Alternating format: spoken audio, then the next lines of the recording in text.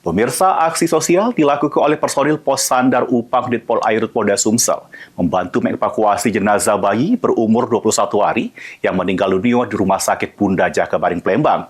Evakuasi dilakukan memakai ambulan apung ke rumah duka di Upang, Banyuasin.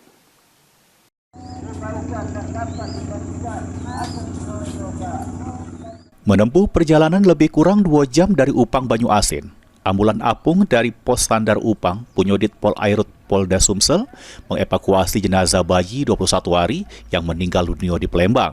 Bayi yang merupakan anak lanang dari warga Upang, Banyuasin, meninggal dunia karena sakit serta sempat menjalani perawatan di Rumah Sakit Bunda Jakabaring.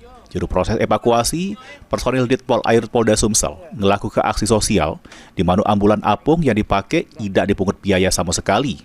Direktur Pol Airut Polda Sumsel, Kombes Pol Heru Agung Nugroho, melalui Kapos Pol Sandar Upang, Aibda Ardianto mengungkapkan, selain sebagai aksi sosial, evakuasi ini bentuk kepedulian Polri terhadap warga yang membutuhkan.